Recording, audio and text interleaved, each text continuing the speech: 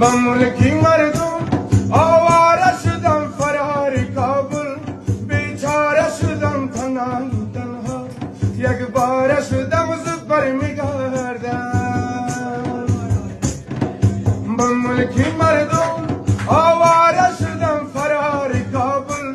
بیچاره شدم تنها